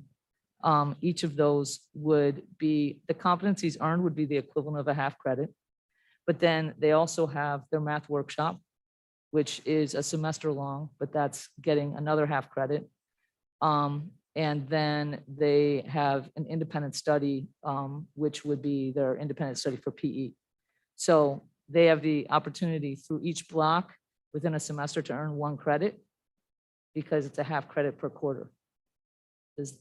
Okay, so they're earning credit for the competency. Say, They're earning credit for the yes, competency. yes, because because they're getting an East and North transcript, right? East or North, I should say. On their transcript, it will have the course. We have all of the competencies aligned with various courses because we need to make it fit the system with East and North having a credit-based transcript. So on their transcript, it will say invertebrate biology, and assuming they've met all of the competencies for that, it will say MTC met competency, and then they'll get that half credit for that class. So on the and then there's a note on the transcript saying they're giving a school profile note about Compass with some additional information, and then there's that opportunity for them to share the digital portfolio as well. On that note, I'm sorry to jump in, but on that note, so you were talking about, for example, somebody who's in the invertebrate biology, they took biology and they met 2 of the 3 competencies. You would go back to that previous quarter and tuck that in and then say met competencies, and it'd be an addendum essentially to a previously. Yes. And that's what happened. That's what has happened with students from first quarter, those students that were in the gray on that graph. If the high schools had a report card at the end of the quarter, they don't, but if they did, it would have said approaching competency, because they still needed to meet one of them for the course. And now we have been able to, because students then met it afterwards, put it back in as met competency, and they have earned that half credit for the course. So that idea of if they need additional time, which is the case for a lot of students, and they're benefiting from it, that opportunity here, if they need that additional time to be able to demonstrate the learning, they have it and they're not penalized, and they can get the credit a little bit later. Does anybody else have any? I just have, I'm sorry, go ahead. Yeah, I just had one quick one there. Thank you for that explanation. So is there a way then to determine a letter grade or a grade point average in the event that they are college bound for scholarship consideration or things of that nature, admission to selective institutions? How does that work? There actually has, I'm okay with it. There has been a shift in a lot of schools right now. I think because of COVID, especially in recognizing that GPA is not the only measure. And all of our students will take standardized tests still. They'll take the SAT. So they'll take those college entrance exams, and they will have that number if schools are taking it. A lot of schools have waived that as a requirement now. But if a school says that they need to know the GPA, we don't have a GPA, but we can explain to them that meeting competency is at least an 80% level. They do have the opportunity to demonstrate advanced competency if they go beyond what is on the rubric, or if they attain more competencies or do more work within, a student talked about this in the video, if they do more work in a particular area, that it will be shown on their transcript. So that is something that we can work with admissions officers to discuss. Does that? Yeah, so I asked that because I was an admission officer. And so just was wondering if there are a significantly lower population here within the student base that will be college bound. Are we anticipating that? And I agree, several schools are going test optional and things of that nature, but there still has to be some sort of academic rigor to take a look at to ensure that they will be successful at the collegiate level. So I was just curious how that might look, or maybe there's a conversion table of some sort that you could loosely convert the data. And this may not be in progress yet, so I'm just curious. So we are a member of the Mastery Transcript Consortium, and this information is on our website, but the Mastery Transcript has been accepted by many of those highly selective universities that you're talking about. On their website, it lists many of the schools that have accepted that transcript without a GPA, just demonstrating, because that's where that digital portfolio comes in. So, University of Chicago, MIT, Harvard, schools at the upper echelon have accepted students with mastery transcript without a GPA. Our students will have the benefit of both because they will have the traditional transcript and they will have the mastery transcript, where in addition to that, in that, it has that digital portfolio. So if a student has done a really outstanding project that they're proud to share, that the student in the video who talked about working with a small business and creating an online magazine that, that they've worked on, that student can put that into their portfolio, into the master transcript. And colleges, when they're looking at the application, can see that as well. So what we have heard, the feedback we have gotten from admissions offices, is we do have some seniors, and I'm part of this consortium where they work with admissions offices. They have said that that additional information is helping them to make decisions that before might have been difficult. Does that answer your question? Okay, I want to go back kind of the academic check-in. I've got a little bit of experience with the competency-based learning. And one of the problems has been keeping students on track. And I like the weekly academic check-in. It says there's an opportunity for them to do it. I'm wondering, is that more of a requirement than an opportunity, or is it? It is a requirement. That's a Okay. very, very good question, because yes, you Well, understand. because I don't want somebody to say, well, I had an opportunity to do it, and they No. go, and the unfortunate thing, what I have seen with programs similar to this, what I've Yeah. seen is people didn't take that opportunity until that last minute, and then Yeah. all of a sudden they realized that there were 42 competent, I mean, hyperbolizing here, of course.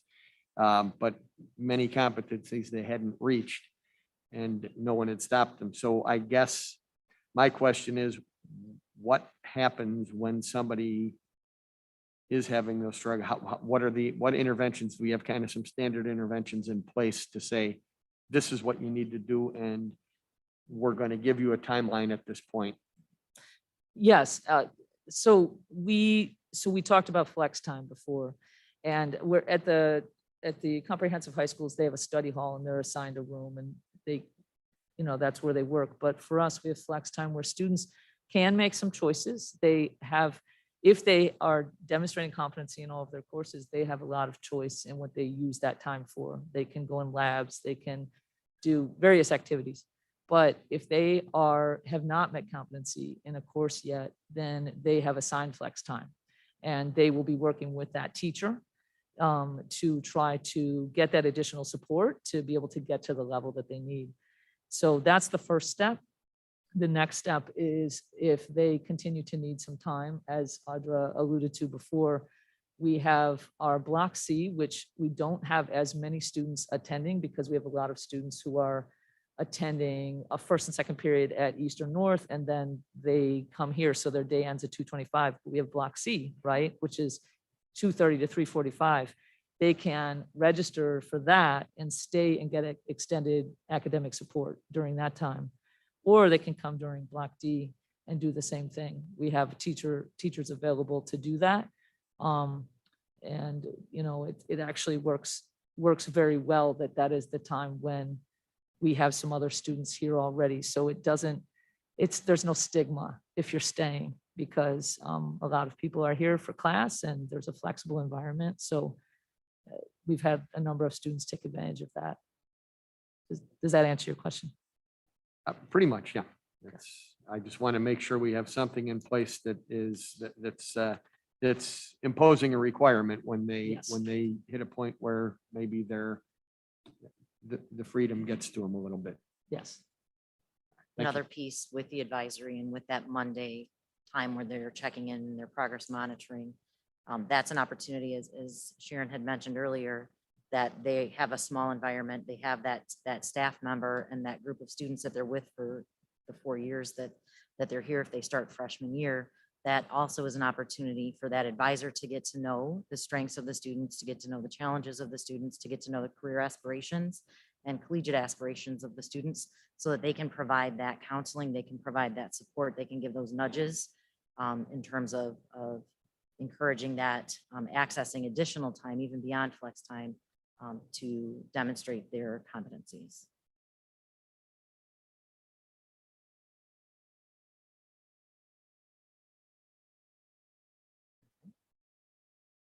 As you can see, the students at Compass Academy are held to the same success criteria as all of our other high school students in District 303.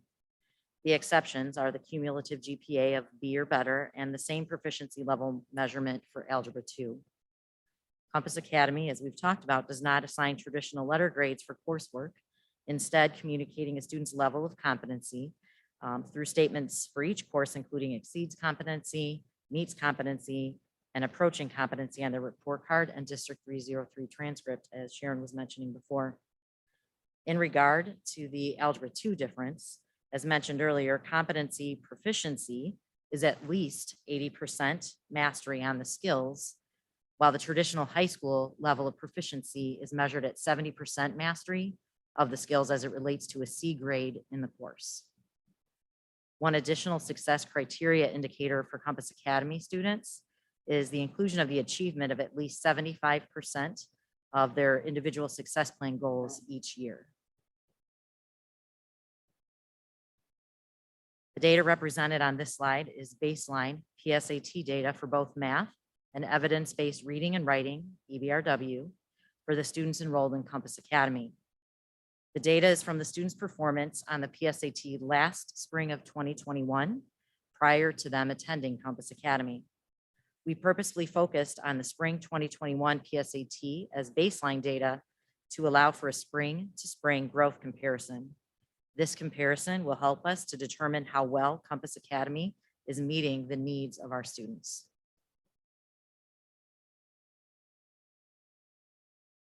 So should we expect to see spring of 2022 data next to this after those PSATs are taken? Yes, typical to the high school presentation of data, as we had earlier this year, that will be the comparable presentation for Compass students as well. Thank you. And this is PSAT and SAT? This is PSAT and SAT, yes, for the students that are currently seniors.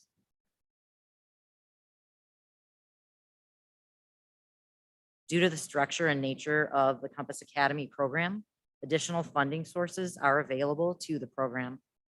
The additional state funding is through alternative learning opportunities. The additional federal funding is through career and technical grants, as well as special education allocations. And the additional private funding is a result of the grant for the purchase of 2 industry standard CNC machines, which we celebrated earlier this fall in November. I have back on the PSAT and SAT data, which standards is this indicating meeting and exceeding? This is the standards that are aligned to the Illinois state standards, and the Common Core standards as measured on the PSAT, similar or the same, identical to what our high school students are with meeting and exceeding. So for instance, a student that's a 9th grader at Compass is then being assessed on 9th grade learning standards with the PSAT. If they're a 10th grader, it's on the 10th grade standards. Okay, so this has nothing to do with the test scores, really. It's related to the Illinois standards. It's the same PSAT test that all students take. Right, Yes. right. But it's it's compared to the Illinois standards versus the scoring that they've earned on the SAT, for example. It would be both, just like it is for all of our other students. Maybe I'm not understanding. When we receive the score reports for the SAT series, right, for that, it'll say the percent of students on the SAT meeting or exceeding the standards on the SAT. And that's what this is. That's what, so the one on the left is math and the one on the right is English, or I'm sorry, evidence-based reading and writing. So this is the College Board. Yes, these are Okay. the College Board. Yes, this is from Standards. that SAT series. Were Okay. you looking for for this compared to the North and East High School? Is that what you were? No, I'm just Okay. trying to understand how standards are being defined because Okay. College Board standards might be different than Right. Illinois standards. All right. Well, That, correct. And these are based on the Illinois cut scores. They are not based on the College Board cut scores. That would be, for me, an important piece of information. Absolutely. We will absolutely articulate that on here, but yes, it, just as we do it for others, and we can sometimes, we will show you the difference. We'll say this is the College Board number of kids who met. This is the Illinois, based on the Illinois standards percent of kids. This is related to the cut scores set by the Illinois State Board of Education. So for me, as a measure of success, I think the comparison of this data to the data, same data from East and North would be. Correct. That is what we are. Yes, we believe that we are not lowering expectations for students. We have the exact same expectations for them. And therefore, we're using the same assessments and the same criteria by which to measure their success. So I'm saying like perhaps like a side by side, this same graph for East and North so that there can be kind of a, hey, Compass is doing this well versus if you guys. That's I think something that the distance traveled between years, it would be valuable to see that, to see our students in Compass traveling a greater distance than students in the more traditional high schools. That would be valuable. Yes. And yeah, I obviously that's, we're early enough on in the game that I don't know that we can really see that yet, but. This is just baseline. Right. This is our baseline. Okay. All right. All right, well, this concludes our presentation. I have a couple of additional questions for you. You have, recognizing that we're in startup mode with Compass, what's the cost per student for Compass? And you can tell me how you want to define that, if you want to include costs like faculty, staff, and facilities, or just faculty and staff. And even holding aside the fact that many of the students in Compass are also participating in programs at the traditional high schools, I'd like to understand the cost per student at Compass versus the cost per student at the more traditional high schools.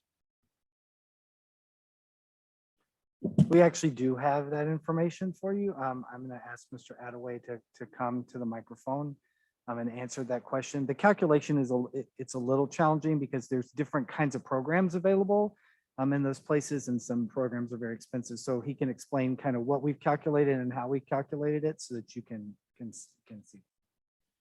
So if you look at the three high schools, we looked at Compass, East, and North. We removed the O&M costs because here in Haynes, they aren't charged directly to Compass, they're charged to the Haynes building. So we removed O&M, transportation, and athletics, and any extracurriculars. So we really were focusing primarily on the educational cost. East and North came in. North was just over $10,000 per student. East was just shy of $11,000 per student, and Compass fell right between them. So Compass fell right between East and North. So all three high school programs are very close together and very well aligned. If we're going to talk about cost per student, I just also would like to point out that because Compass Academy is an alternative learning opportunity program, we actually are reimbursed from the state for a percentage of the expenses for those students. You saw that almost $500,000 was in the funding source. So we actually receive money back on these students. It's in the rears.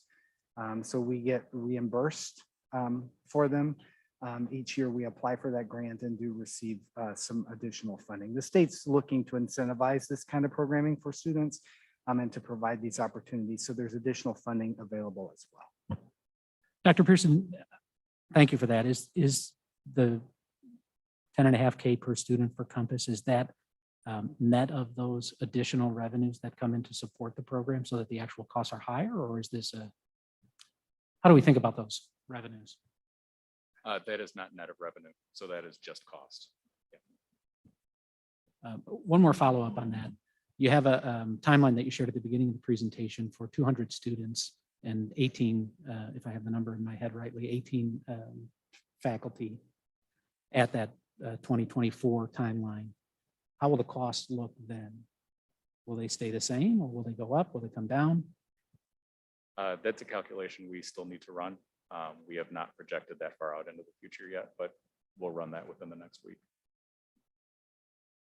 And just to clarify that would be staff members. So some of those were support staff members, not just teachers on that number. Yeah, it looks like 11 teachers. Thank you. I think but just conceptually, and we need to do it actually, but there will be staff that we won't add. So we started with a staff for example, we have a full-time counselor, we have a full-time director. We're going to add students. We're not going to add more of that kind of administrative staff. So it's going to be, we're going to start to add teachers based on the number of students and courses. So I actually think conceptually, the cost per student will probably go down a little bit as we add more students. There will be a tipping point. I understand that the fixed costs of those individual jobs get spread over the bigger population. Totally understandable. There's one curious element here that stuck with me, which is 21 students per faculty member or for at East and North versus 18 students per faculty member. And I'm just wondering why the cost would be better at Compass because of that. We need to explore that a little more closely. So I want to talk also, and I don't know how you can measure this. And of course, this is because I'm not so locked into how much does it cost. But I am curious about students who choose to come here, having known people who would have excelled in this kind of program and didn't in the comprehensive high school. What families think would have happened to their kids if we didn't have this opportunity. And of course, that's not something you can easily measure, but there's a real part of me that feels we're going to have successful kids who wouldn't have been successful in another program. It's an alternative, just as we do with other kids who are excelling and who are interested in engineering. We have multiple programs. I think we did talk about one time, let's just put all the programs we've got that kids can choose, because we're not putting out widgets. We have human beings who learn very different.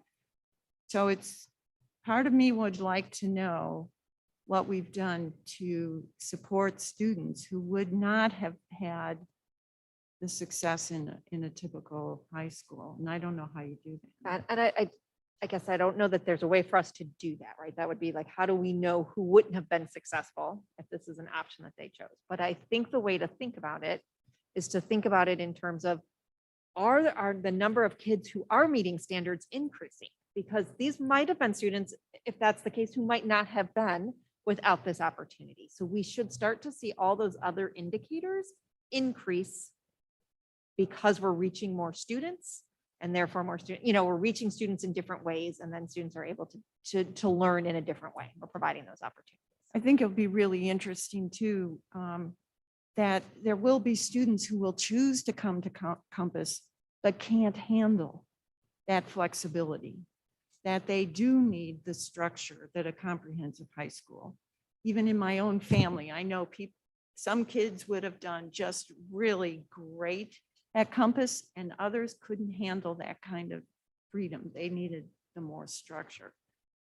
So to tie all that together, when do parents learn about this? And I've said this more than once. I really believe that 7th grade parents need to know what's coming. Are we moving more to getting this conversation started early, so that as they go through the middle school, they know what options are out there? Is there a way that is that in the plans, instead of waiting until the 8th grade counselor says, well, here's an opportunity? We actually, both Brennan and I have gone to both middle schools. We did this in the fall and talked with students, and we had an open house, as you probably know, in November, I believe, or December, but we have another one coming up. But we have information that we have sent out to the principals at both, not only the high schools, but the middle schools, for them to include in their newsletters to try to help parents know. And, we're trying to increase the opportunities that people have to learn about this. And each year, I think we'll get better at that, but I have made visits to both middle schools and talked with students. And like I said, Brenna, she's going there again tomorrow to do more of that. But is that what you're asking about? Yeah, or- I'm not sure that students do the best job in middle school of telling their parents what's coming. So whatever you can do, so it gives some thought ahead of time, because if as a family, this looks right for my kiddo, I need to know that it may look different. Their pathway may look different. And I love that we're looking at the differences between a comprehensive high school and then where are you going for college, but there are families who need to know that before they get started. Also at the open house, we met a mom who's moving to St. Charles because of Compass. And I may have talked about that once before. The student was trying to figure out how he could still play football where they live currently, but she was so grateful that this was a community that we had an opportunity for a student who will excel in this program. Yes, thanks for mentioning that. We have, I know of 3 right now that are moving in because they want to come to Compass. That they'll be entering freshmen. And we have heard from many others, but going with the communication to parents, I'm open to any suggestions with that. We do have that communication go out in the newsletters that go to parents. And there have been videos and brochures that have been shared as well. But yeah, we're continually trying to increase our visibility so that people can learn about this and we can obviously meet the needs of students who would benefit from this environment. I just have a couple comments to expand on that. I would suggest that there needs to be more parent engagement, student engagement across the board for 7th grade in preparation for high school and beyond. And I think also we should challenge ourselves as a district. There are several things in here that I think are best practices that I think we should be asking ourselves, why can we not implement some of these things at East and North to have an even broader and better student experience for those that aren't in the 200 at Compass Academy. So. That is why I was asking some questions about how East and North students access some of the things that were happening here, if they do, and what the scale was, because I agree. I think we need to maybe look at best practices and maybe think about replicating them at our comprehensive high schools. I do have a question. Dr. Pearson, you mentioned that the state is trying to incentivize programs like this. Could you talk a little bit more about what is being incentivized and why? So the state has always allocated money for ALOP programs, which is Alternative Learning Opportunity Programs, which are programs that really have different structures or systems of learning to meet certain kinds of student needs. I mean, there's a whole array. We actually, our Safe Schools program that is at MAIDS is an Alternative Learning Opportunities program. It's a program that allows students that need a different environment because of maybe a challenging discipline situation that's occurred in a district, an opportunity to continue in school. So it can look like that, or it can look like what ours is more like a competency-based learning pilot, but it's to really find different systems and structures that are, like you said, Ms. Fairgrieve, based on best practice, or what research is telling us about student learning, and to provide support for districts to be able to walk through the design process and providing those kinds of systems and structures for schools. I think the competency-based education piece in particular is one that they kind of have dual programs running to support. There's a competency-based education pilot that the state opened and funded and supported for 2 years, 3 years. And they're continuing to support those districts that joined the pilot program as well. But I think in general, it's to support any kind of program that is tailored to meet specific identified needs of students within a district, or within an organization that provides educational services to schools. I think it's really important. You know, this is coming at a really good time because you're about to engage in a conversation as a district about the profile of a graduate. And I think it's going to be important to clarify what those outcomes are, because I think one of the things that we're going to find in our community is that many of the things that Compass helps do for some students is something, like you said, that we can do for all students.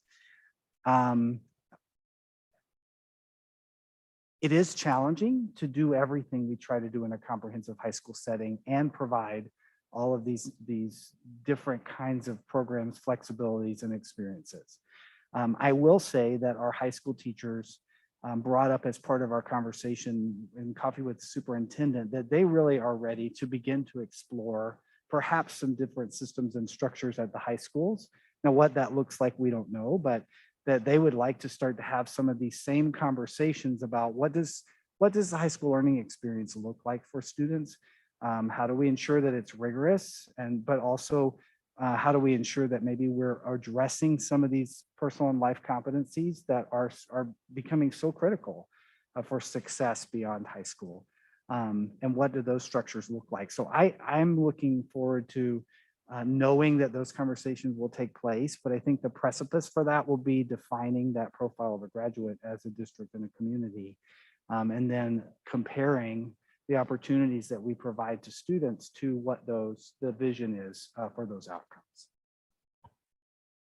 One quick follow-up related to the funding. Is that all annual funding, that whole list? It is. We can apply every year for that. So far, we've been very fortunate. You may also know that our night school program is funded through ALOP. So we've been very fortunate to receive the grant every time we've applied, and I would expect that it would continue to happen. Good, thank you.